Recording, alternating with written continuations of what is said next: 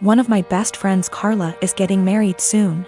It's only meant to be a small backyard type of wedding, but they've been planning it for a few months now, and originally, it was supposed to be on my property. They wanted it because it's private, has lots of open space for the reception, a nice view, and the house could be used for them to get ready and stuff. Of course I said yes. She and her fiancé, Rick, were very happy. Thing is, Carla and I do have a history. We went out on and off in college but decided to stay friends. Then I met my wife, we got married, Carla met Rick, and now here they are. Now my wife knows I went out with Carla back in college and she didn't care. Carla still went to our wedding and everything. I never knew if Rick was told or not. It's not my relationship, therefore not my business to say anything, so I never did. Rick found out recently, and not in the best way. Not sure how, but from what I heard from friends is that one mutual friend told him, no idea why, we used to date. Not only that, but apparently Carla said a couple years ago she was still in love with me when she was already dating Rick. Don't have actual confirmation if that's exactly what he was told. All Carla's told me is that Rick was told about our past and he's angry at her for never saying anything. It became quite a drama and didn't hear from her for over a month until now. She told me they're going to couples counseling and that the wedding is still on. But Rick requested that I not attend. It sucks, but I totally get why he wouldn't be comfortable. Then I asked the obvious question, where are they going to hold the wedding then? To my surprise, she said they still want it at our place. Rick said so too, and in my mind I'm going, he doesn't want the guy who dated his fiancée years ago at the wedding, but still wants the wedding at his house. My wife and I are expected to just not be at our home that weekend, and I told Carla no. They're going to have to find someplace else since we're not going to simply leave our home to them for the weekend. Not only for safety reasons, but it just doesn't make sense. Rick doesn't want me around because he's not comfortable, but is comfortable enough to have their wedding at my house. They really want their wedding here though, and because of that I've been bugged by not only her but also Rick, and some friends who think I'm being a petty asshole for not letting them have the wedding here anymore. Honestly, don't think that I am. It just doesn't make sense at all to have to leave our own place for a wedding we're no longer welcome to, and leaving our home totally vulnerable. Still, being accused of sabotaging their wedding, and Rick believes it's the least I can do after everything. So me and my girlfriend have been together for about a year now. It's been a big adjustment, but I think we've done well so far. I had 2 kids before her and she isn't used to kids, but I think she's doing well and I think my kids really like her. I'm a widower. My wife passed away a few years ago from cancer. It definitely hit me like a truck and took me a while to recover from. It took me a really long while to get back out there, but I eventually did a few years ago. My daughter is 13. She is in middle school now and is obviously growing. So usually on Thursdays after I drop off my kid and I do some chores, me and my girlfriend usually have a lunch date. Just so you know, this is not at all something that happens all the time. I try my best to be both mom and dad, but I'm still figuring it out. Lately my daughter been moody and very emotional. I had a thought that it could be her period because she's getting to that age on Thursday. A few hours after I dropped her off I got a call from my daughter, and soon after the school, because she had ended up getting her period in school.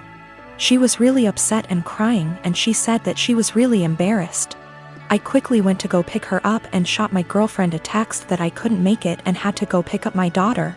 I was low-key freaking out, and that's why I was pretty brief, so I rushed over there really quickly to go pick her up.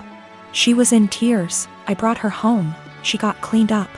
My girlfriend came home while she was in the shower and I explained the situation, but she was still mad. I really wasn't expecting her to be mad. I don't really feel that I stood her up. I still sent her a text. It was really just under heat of the moment and I was really focused on one thing, and it was an honest mistake. She lost it on me, saying that it was a move to leave her hanging like that and not even answer the phone when she was calling her to see why I set her up. I never received a call from her. If she did, I triple checked. I said I apologize for that, but I was in a rush to go to the store before I went to go pick up my daughter and I was just focused on one thing. She said that it wasn't an excuse to stand her up. She said that it was just a period. The school gets her a change of clothes and a pad, they have it there, and it wasn't an excuse to be so disrespectful because she was taken care of. I tried saying that she probably just wanted to be in the comfort of her own home and she was really embarrassed, so I should go pick her up. She's still really upset at me, but I really don't get why given the circumstances I feel like this was justified. Then I stopped arguing with her to go check on my daughter because she was out of the shower. Me and her talked and everything, and now she's okay.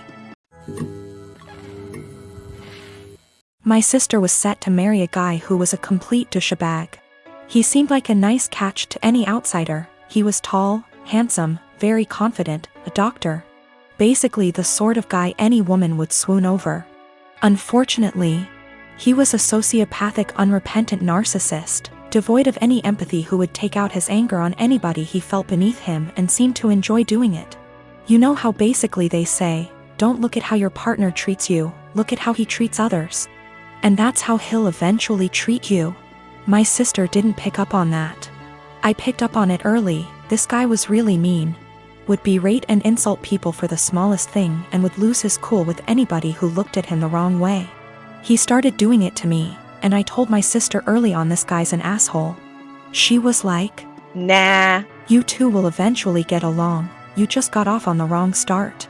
I told him I've seen him do that to other people, but she seemed to think, oh, but he's nice to me, I'm the special one.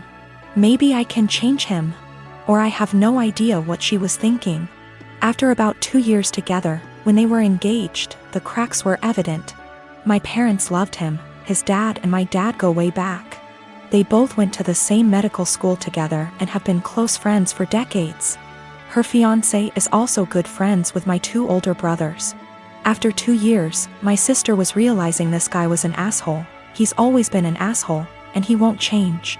There was a really painfully obvious example one day when we were having dinner, and my sister's fiancé and my dad were having a discussion about something political.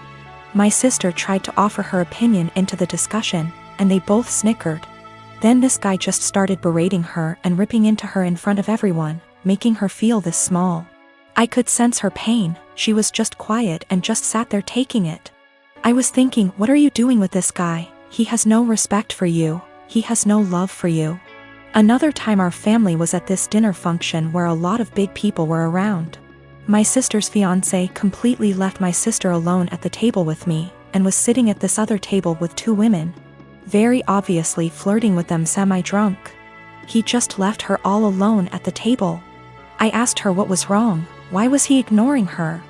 She told me they had had an argument earlier and this was his way of punishing her. You see what I mean when I say this guy is a complete sociopath? My sister and I are really close, and even though I'm younger by far, little brothers aren't devoid of wisdom. And I've been urging her from day one to break up with this guy before she gets in too deep. Well, now that she'd spent 2 years with him and was engaged, she was obviously in too deep. And she used to tell me about all the outbursts he has, how he treats her with no respect.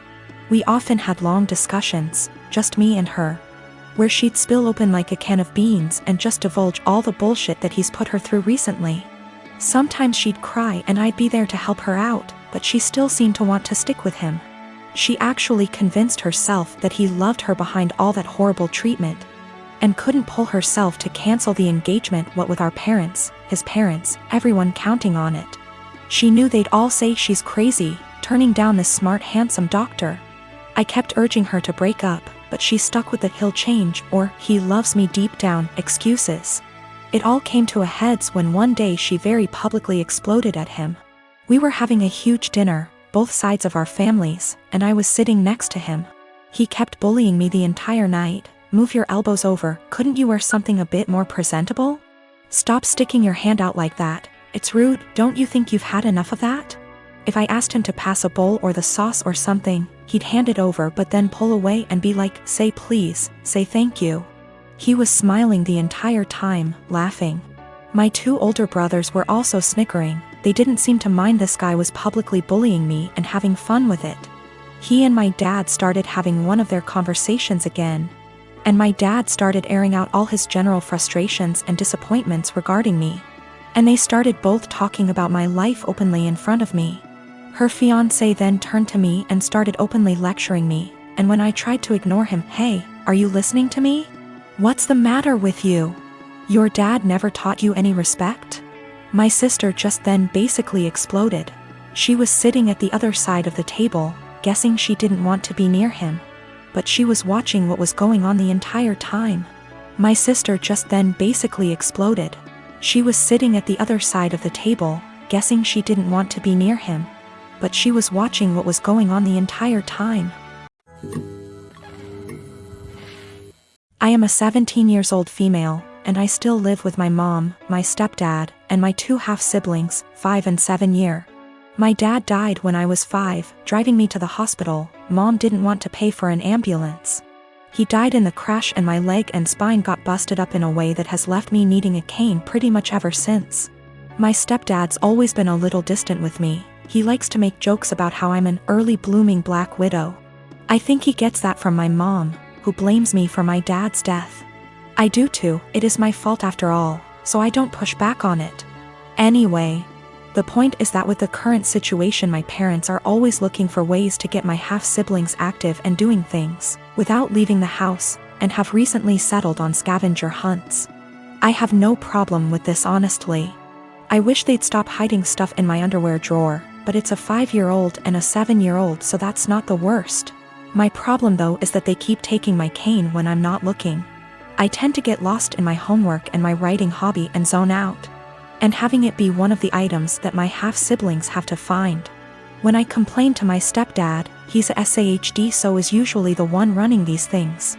He scolds me for being selfish and points out that my swivel chair has wheels if I need the bathroom and that they always get it to me before I have to go downstairs for dinner. I tried my mom yesterday, and she said that I was being a brat and that if I wanted a father who cared about me I shouldn't have killed my dad. I got really upset at that point and called my grandparents. My mom's parents, dads are dead too. They showed up at 10 p.m. yesterday, and Grandma screamed at them while Grandpa packed my stuff up and helped me out to their car. My mom's been blowing up my phone and email, calling me all sorts of names and accusing me of turning her family against her and trying to get her in legal trouble, since minors can't move out. And I can't help but think that maybe she's